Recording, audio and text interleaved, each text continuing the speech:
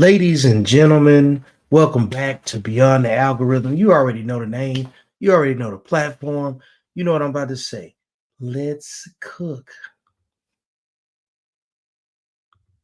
Talk so I can see how Hello. Perfect. Okay, good. All right, Momo. Yes. Momo, where'd you grow up? I grew up in Los Angeles, California. South Central? Yes. And tell me about your childhood. You had both your parents growing All up? right. My childhood, my father, he lives in Alabama. My mother, she lives out here. I grew up with my mom.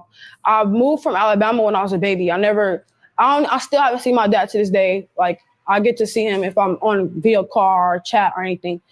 So your dad's not really a big part of your life? No, but he sends me money every month, but I put in my savings account for my mom. But that's not working out. And how was your childhood? My childhood. How old are you? I'm 14. You're 14, so You're still a child. Yeah, still a child. And how is your childhood? It's hard. It's not, well, I can't say it's hard, but it's difficult. What kind of pressures do you have as a 14-year-old growing up in 2020 in South Central? It's good. It's all right, but it's not good. It's not good because when I go back home, I got to go on the street and go hoe and stuff. But when I'm at school, it's a whole different person, you know? And people don't know like that. And I don't have friends like that. I don't talk to people like that at school. So it's just like... So they don't know their friends of yours at school that are doing this? No, my friends, I don't know about them. I just go to school. But I go to school away from my home. I go to school I go to high school. Oh, so you're going to school far away from home? Yes, I don't go to school by home because so what got you attracted to this? When I was younger, I was living with my granny on 46 in Boulogne. And she used to do drugs and everything. So she'd come out, I was embarrassed by her because she would come outside and I was already old enough to know things. I was like 11, 10, yeah. I was already knowing about stuff like that because my uncles, they come in the house with guns and money and all type of stuff. And my granny, she'd do drugs at the middle of the night. But in the morning, she'd be regular. But at nighttime, she'd come back to a whole other person. But in the morning, she'd wake up in the morning off of drugs. I remember she'd run outside and I'm not trying to cry, but she'd run outside and then all her clothes would be off, like everything. My friends used to be able to see it all. And I used to be like, dang, like she'd come outside and was naked, talking about it's a snake on her. And I'd be like, no, it's like, I tell my friends, every time I go back to school, I tell my friends, oh, she just be tripping like she got a problem or stuff. She have a medical problem and stuff. And I tell them that and she'd come back in the house, but she was go crazy on us and say it's a snake on her all the time in the kitchen. And we used to be like, it's not a snake on her. And the mom used to my mom started telling me like about she do drugs and stuff. And that's when I started knowing about drugs. But I didn't put myself to it until I met this boyfriend. And then this is when I was in eighth grade, I met a boyfriend. And he was like, how old was he? 19. Yes, he was 19. And I was like 13. Yeah, 13. And then every day he'd come get me every day after school, but he was acting real nice.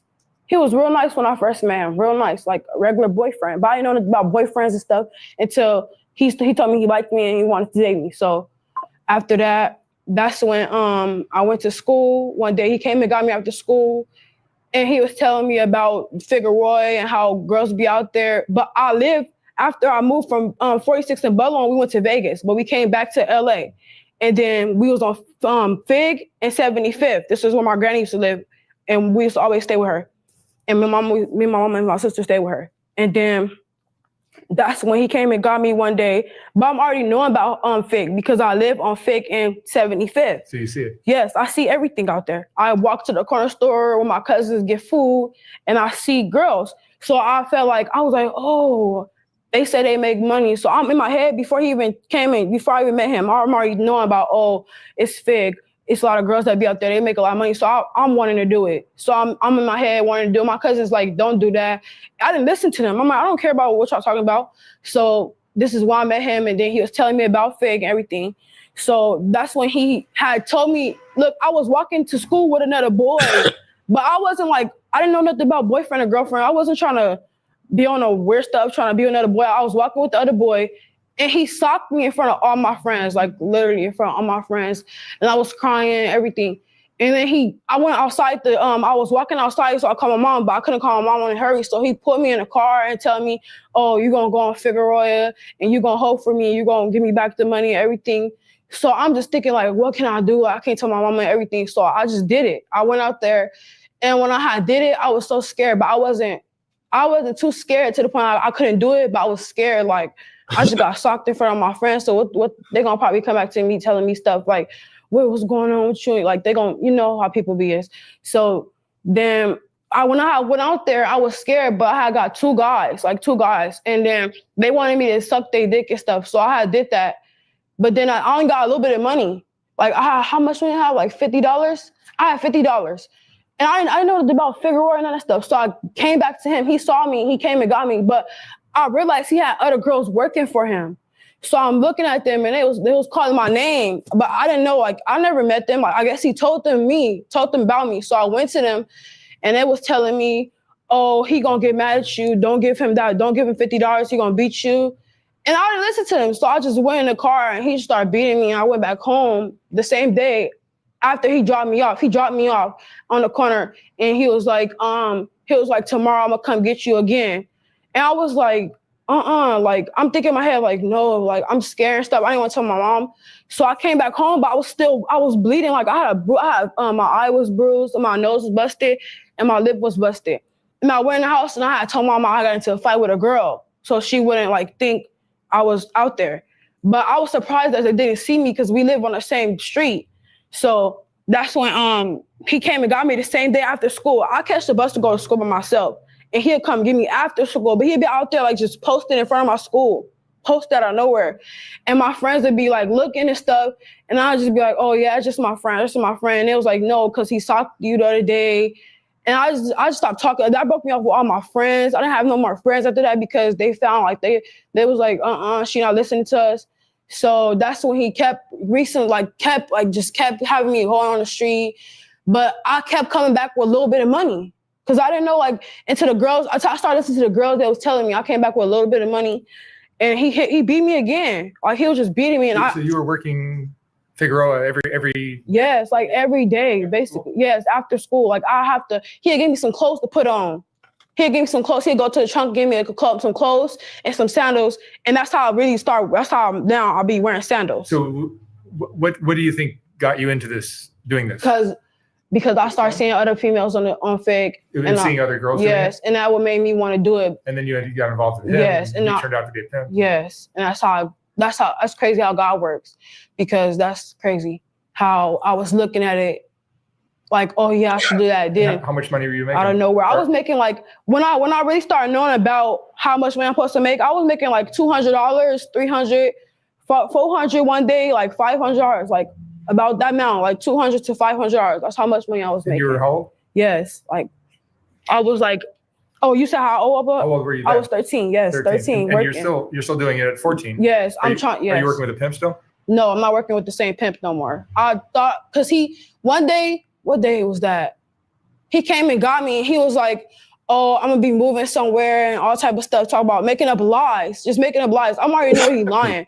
Talk about I'm moving. I'm not gonna see you no more. So then I start thinking to myself, I'm gonna make the money by myself. So now I'm working by myself, like just making the money by myself because he left. So I don't know what happened to him. So. And your mom doesn't step in and say, Yes, my mom stepped in all the time. That's what break my heart. Like, it break my heart because she stepped in and tell me to stop. And I will stop, but like, I'm addicted to it now, so I can't stop. And because I met your mom and she wants the best for you. Yeah, my granny too. Everybody do. Yeah, your whole family. And my auntie, she do it. So I feel like I'm comfortable with doing it, but I'm not because mama tell me to stop. But I've been trying to stop lately, but yesterday I stopped. Like, I didn't go yesterday. Like, I just stopped going for like a week. Like, this week I stopped going, but I felt yesterday, I went out at nighttime, but I came back in the house. But I didn't make no money or nothing. I just came back in the house. What kind of guys pick you up? It was some Mexican guy. It was a Mexican guy and a black guy. But the guys are nice to you or they're mean to you? One of them was nice, but he was trying to force me to do stuff with him that I didn't want to do with him. Like, But I did it, and then I was feeling bad, but he didn't give me no money, so I just walked in the house, and I was just crying and every type of stuff. I was just crying. I mean, it's a very dangerous lifestyle. Yeah, it really is. What do you think about your self-worth or your I feel like I shouldn't do it, but what makes it okay in your head to do it? I don't know, seeing other girls on the street, and I just feel like, and you look up to them? Yeah, I just feel like I should do it like that. Yeah, and I just feel like I'm addicted to it. I need to, yeah. There's something very attractive about the lifestyle. For young women, it is. Like it's attractive with attention. Like a lot of people see you. It's like this the attention. Really, to me, I feel like it's the attention. Like when they look at me, I be like, oh, I'm insecure myself. I feel like I'm not beautiful. I don't think I'm cute or nothing like that. I try. And then when I'm out there, if like people come to me and all type of stuff, and they say I'm beautiful and all type of stuff, and that it make me happy. But I get it from my family too, but I don't feel the same way how I feel out there, you know? Well, I mean, your dad's not giving it to you? My dad, yeah, I don't have my dad in my life. Like my sister dad died, and I just feel like I don't got no father figure. Like I just feel like he was just a birth donor. That's how I feel at the end of the day. But yeah. If you had a dad, you probably wouldn't be doing this. Yeah, right? that's my mom told me that too. She was like, if he was in your life, you would not do this. But he gave me money for my love. You know how people like give you money just for them, just that. But that's how I feel like outside on the street. They give me money just for that, like just to have sex and do all this stuff. And my dad just gave me money just for he to act like he loved me. He don't. Like he just give me money.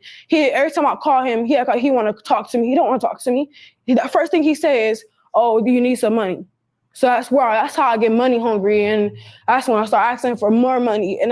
But I feel like I'm still there. Like if I could be able to save my money up, then I could be able to do other things in life. But I do hair. I always do people hair. I do people hair on the street.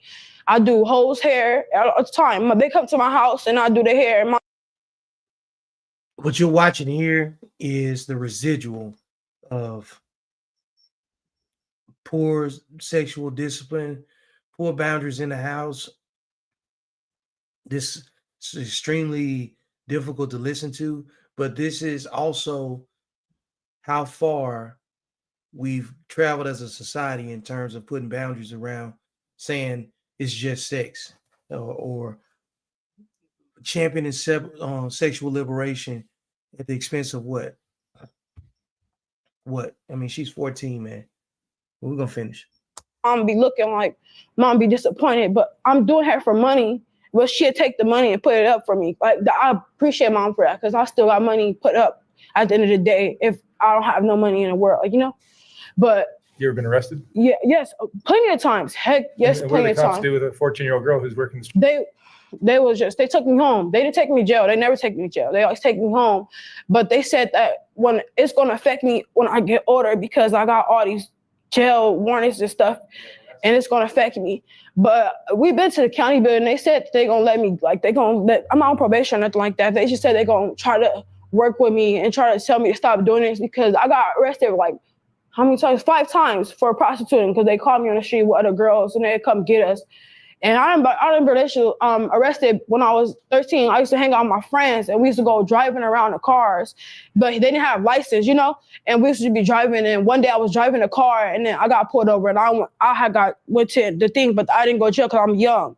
So they just always take me home. But they told, every time I go to the county building, I mean, not the county building, the court place, and they tell me everything. They say I need to work on it because when I get older, it could affect me. Like I could be in jail for more than what I think or whatever. So yeah, that's what's going on. Right there. Are drugs a part of your life?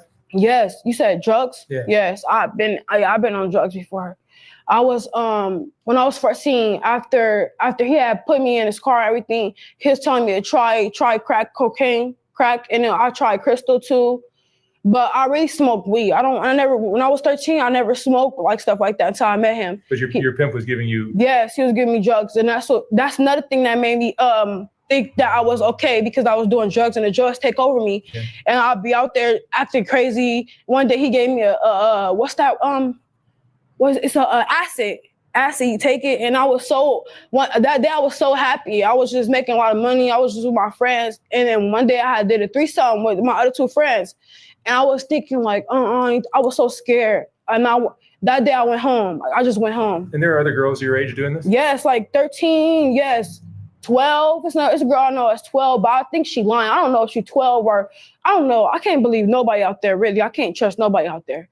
Cause I don't know. Cause one day I got jumped one day by a couple of girls because they said that I was looking at their pimp or something like that. But they pimp actually was looking at me like he was trying to have me go with them, and I got jumped one day, and that's the day I got you see a scar right here on my face? It's a scar right here, but it was deep. Like it was, I got they kicked me in my face. I went to the hospital and I had bumps on my head, everything, and then that's after I stopped because I started getting scared. I was like, I'm not trying to get out there and get jumped no more and stuff. But I was just going with the flow. I was just going with it. I just kept doing it, and I was just like, and I felt like it took over me, but. I still did my hair, but it take over me. Like I can't even do the things I want to do with my friends because I want to go on the street so bad. Like that don't make no sense to me. You want to do it? Yeah, I want to do it. Something draws you to it. Yeah, but you get depressed sometimes. Yeah, heck yes. Like only I get depressed, but I try not to let that take over me too. Like I just be sitting there like, stop worrying about that. Or I'll go get some weed. My sister takes me to the weed shop, and then I'll be calm. Like I'll be okay. And when I feel like when I smoke weed, it take everything away. You know, like, I don't gotta worry about nothing, but I still be worried about it. But I don't gotta worry about it like as much as I worry about it when I'm not off weed. Yeah, as a young teen, are there things that you dream about doing in life? Yes, a lot of things. Goals that you have. In the hair shop, me braiding hair. I do hair all the time. Yes, I have like five customers. I always do hair. I'm working up to get a YouTube. I'm working up to get a camera to have me a YouTube so I can do hair because I see a lot of people on YouTube that do hair, and I'm good at my skill. I'm good at doing hair. I just did my mama hair. I did all the hair, and I do my granny hair, everything. I'm working on learning how to do haircut. Like you see my granny hair is trimmed. I'm working on how to do that. But I know how to braid everything. I braid hair. See, but that would be a career for you that you could actually cause massages. You could actually feel good about what you're doing. Yeah. Whereas I feel good working Figueroa probably does the opposite. Yeah. Figueroa, it's hard about being out there. It's just hard. Like, dang. It's like you gotta work up to get the money and everything. And I feel like me not having a pimp is better for me having a pimp because I get to have the money at the end of the day. Nobody gotta pimp me and beat me around like how it used to happen and stuff. I don't gotta worry about that. You think you're addicted to the lifestyle? Yeah, yes. I really think I'm addicted. I'm trying I've heard that from all the girls. Yes, I think I'm trying to, like, I've been trying so bad, but it's not working. But I guarantee I trust myself. I trust that when I turn at least like 17 or 16, I'll stop because some people, they learn from at 17. They start doing around 16. I know girls that told me that they've been doing around 16, 17, and they stop like at 20 or 21. Like my auntie, she had not stopped. Like, and that's another thing that motivated me because I feel like my auntie do it and I feel like it's okay, but it's really not. It's not okay. But I think it's okay sometimes. Like I'm like, okay, I don't care what nobody think, or I get insecure and I feel like I should go out on the street and I get attention or something like that. So it's the combination of the fast money, the attention. Yes, like that's what it is. I'm sure it's exciting and dangerous and all that. Yes, like the dangerous, I don't really get in danger like that, except for the time I got jumped and I have got shot at before. I got shot at. That was, oh God. That would do it. That was worse. Like that was worse. I would call that dangerous. My best friend, she got shot in her leg. Yeah. I mean, do you ever just like look? I mean, I know you're young and you've only been doing this a year or so, but do you ever look at it and go, Jesus, this is crazy that I'm doing this? Yes. Your friends must. Yes. They always tell me, like, just stop doing this. It's not going to get you nowhere. And I understand, but it's the money that get me there. But I don't be worried about the money a lot. I worry about the attention. But if you had a dad in your life who was yes, it would be so much better because when I get on the phone with him, I get to crying and stuff. But I try to not cry, but I cry about things I do. But it's me. I can't do nothing about it until I feel like I should stop. You know. What do you think would help you now at 14 to stop? My mom helped me. Like she helped me. Mom is my number one. Yeah, your mom's solid. Like my mama, she makes sure like if I go out there, she'd be like, she'd be gone if I go out there. Like she'd be gone. That's the reason I really go out there. She'd be going somewhere or at work or something, and she'd be gone. And then I just go out there, and then when she come back home, she'll see like something wrong with me, or I'm high off something, or I'm tripping or I got a bruise on me or something. But I have like that's before though. But now I don't get bruised or after I got jumped. Like I don't be talking to females out there like that. But I have two friends. As one of them named Brittany, and they white girls, like straight white. They not even like they straight up. But it's a man that live on. He on Broadway. It's a man on Broadway, something, and it's a whole house, like it's a trap house, and all of them be in there. But I don't like going there because the pimp, he a pimp. His name, he be doing all type of stuff. He a pimp, and like they be doing all type of stuff there, and I'd be like, no, I'm not. Like no, I'm not finna go over there because one of the girls I was friends with worked for him, and I'd be like whoa, like no, I'm not trying to deal with that stuff because if I go over there, it's gonna be a lot of drama between other girls or him trying to get me to go with them or stuff. And I'd be like, no. So I just stay with myself now. Or I'll just be with my other friend, and we'll just be riding around sometimes. Like that.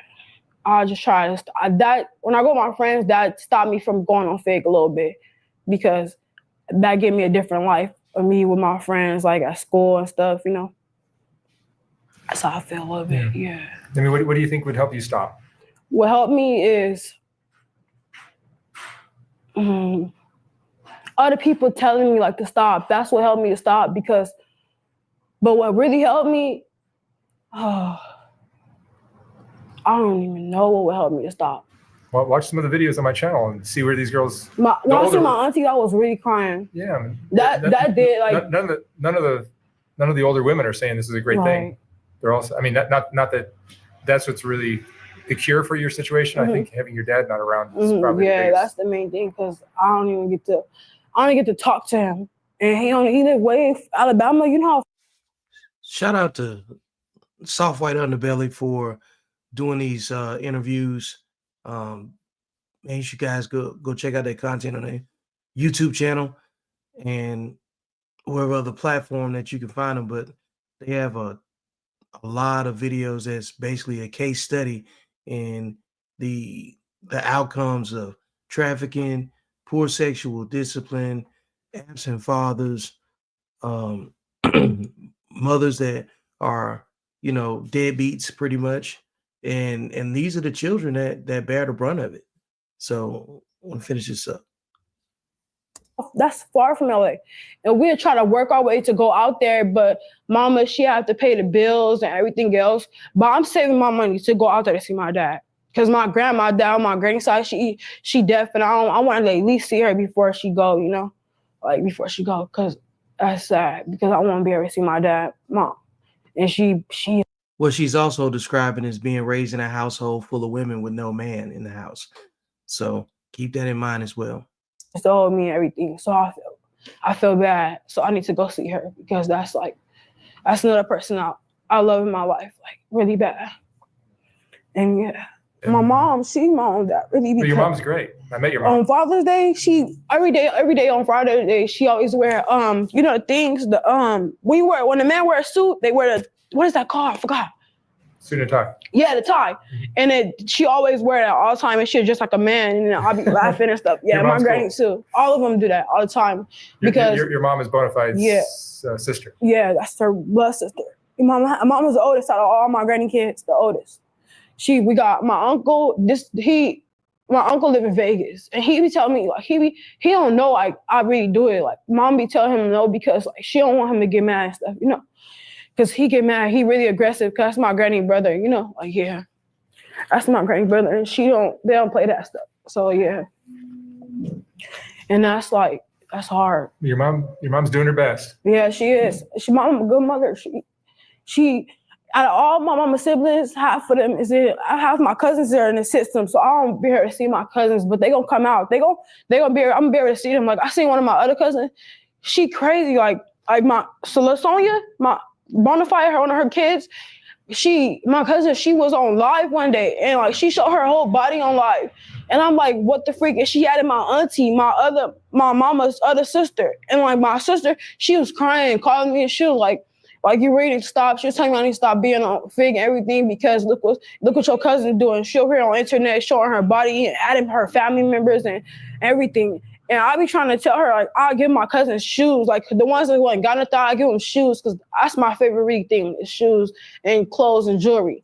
And I always, like, give them stuff because they don't got the stuff that they, like, I got. So I'll be like, oh, you can have these shoes or you can have this chain or something like stuff like that. Is growing up in the hood also part of the problem? Huh? Is growing up in the hood part of the problem? Yes, that is.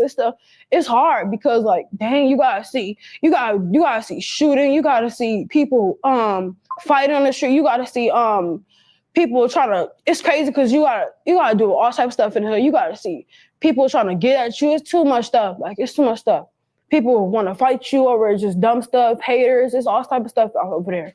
But I can't do nothing about it because that's where I live. Where else I'm gonna be at? Yeah. No, you're not growing up in a nice neighborhood. Where, for real. You drive down Figueroa. What are you going to see? Like, what am I supposed to see? Like, what am I supposed to do? You're going to see pimps and prostitutes. Yeah. And I go to my friends. I had this one friend, like her dad, her uncle is Russell Woodbrook. What's his name? He a basketball player. Russell Westbrook. Yes. And I went with her to his house. I've been to famous people's house. Like, I've been to his house. I've been to Kaylin Frister's he a rapper. Kaylin for real. I've been to a lot of people, like, but I don't let that get to me. Like, I like that life. I get to see. You're a very smart girl. Yeah, I know. For your age, you're very smart and mature. But at some point, you need to figure out how to change direction. Right. And you're even talented. You have things you could be doing. But I can tell you as an outsider, some white dude that's got some nice cameras, you're making a mistake by following that life. Yeah. I'm really trying to stop. Like, yeah. But every time I think about it, I think about it like I'm going to stop. But when I see somebody else out there, it make me want to go out there. And then I'll come back in the house sometimes. I'll be like, no, I'm not finna keep doing this. But it still affect me. Like, still at the end of the day, it's going to affect me. And I'll try to stop. But I get it from my mom, everybody. But it's because I grew up around stuff like that. So I can't change my life. I'm making me a whole different person. But I can because in the future, what am I going to do? Like, what am I going to do? So I got to change my life. So, yeah, that's all I've been thinking, really. Yeah. Well, Momo, I hope you figure this out and change your direction because you're such a lovely young girl, and it'd be great to see you just figure this out at a young age and make the right decision. Right. I hope you figure that out. All right, John. Well, thank you for coming in. Mm-hmm. All right.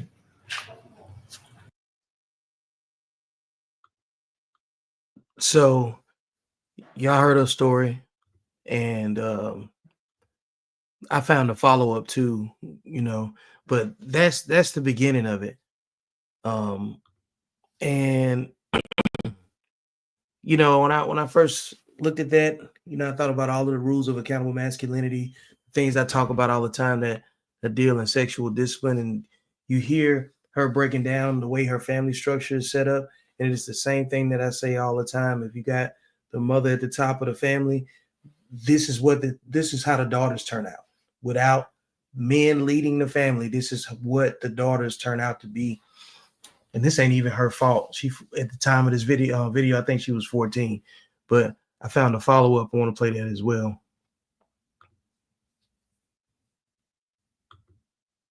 Thank you. Hi, welcome. Nice to see you again. Good. So what's going on since last time you just shot a video with me when you were working the street on Figueroa? I haven't been working the street anymore, and why is that? Because my family has been telling me like to let go of it, and I've been struggling from working from the street because I've been needing to get money to help my family out with the bills and stuff. So your mom was telling me you were trying to support the family. Yeah. So you keep offering to go out there, but what have you been doing? I've been doing hair. I've been going outside, like walking my dog each and every day, and just doing hair. Mom have been giving me clients and stuff to get hair, and I'm working on making my website to with my hair so I can post hair and everything. And yeah.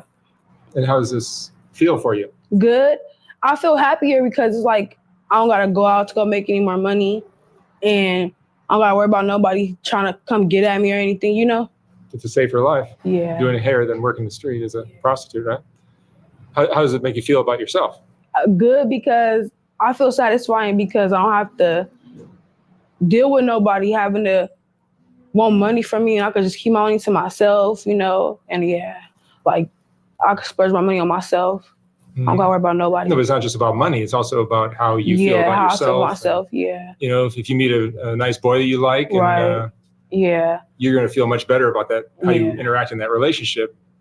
So when you're doing hair than when you're having sex with strangers. Right. And I'm trying to build up my hair point so I could be able to help my mother out on stuff she needs, you know. So who steered you clear of what you were doing? Huh? Who helped you get out of what you're doing? My mom mainly, but my uncle mainly, because my mom too, but my uncle, he was the main one who was like telling me that I need to work on it and I need to work on myself and stop trying to go on the streets and stuff and stop trying to do everything everybody else doing and worry about yourself and stuff. Notice she said when her uncle stepped in, everything changed. Men have significant impact. And just don't go out on the streets and stay in the house and try to find a better way to work on myself. And how old are you now? Yeah. I'm 15. I just turned 15. 15. August 31st, I turned 15. So when you shot that video with me last time, you were how old? 14. 14. Yes. And you're still in high school? Or you're gonna Yes, I'm still in high school. Yes, I go to school each and out. Today I just got out of school. But yeah, I go to school on my phone, Zoom, and that's what you do. And I got back in school, so I'm working on getting me on my laptop from school and stuff. Yeah. That's great. Yeah. So how has this affected your life in other ways? I mean, other than how you feel about yourself? What have your friends? My friends happy. My friends like, wow, you accomplished something that we didn't think you was gonna accomplish or stuff. And I was like, yeah. Not many people get out. How many? Huh? Not many people get out. Yeah, you're right. That's what they was telling me. I've seen people out. Yeah, I've seen younger. Yeah, I already know. It's worse out there. But it's like people get addicted to life. Addicted to it. Even if they're not making money. Yeah. And then you get addicted to the streets and to people, attention and all that other stuff. So I feel better. And then drugs come into the picture, and temp and everything else, and you're beat. It's a trap. Fights. Yeah, it ain't no joke. It's like a trap. It's a real trap. So yeah, I just been working on myself. And yeah, I'm proud of myself. But I'm working on my hair page, but I wanted to shout myself out to it because before I was already doing hair, but now to see me doing more hair and I'm doing a lot of people hair and they come over and like their hair, I feel better than myself. Like I don't gotta go out to show nobody my body just to get some money or whatever. Yeah, well, and myself. Make sure you got some kind of like website or something that you can throw up when this video appears in a week or so. Right. Well, I'm proud of you, darling. Thank you. Good for her, getting some direction in her life and getting a chance to reconcile things. A lot of people don't get a chance to do that. So I hope you guys learned something from that and take into consideration that some things aren't as bad as they could be. And I hope you find it to be inspiration enough to step up and, you know, take care of the business that you already got around you. Like, share, and subscribe. You know, stay in tune with your environment, man. Because when I talk about sexual discipline, this is what I'm talking about. This is the outcome of it. This is the end item recipient of adults' poor sexual decision making, man. You know what I'm saying? Coming from households that function the same way. You heard this young lady talk about how her aunts and the women in her family influence the decision making that she has going on, you know, as it pertains to her sexual health, even down to drug usage and based on the environment. So we need to pay more attention to these things. Stay solid, stay focused, stay dangerous, and welcome to another episode of Beyond the Algorithm. And I'll see you next time.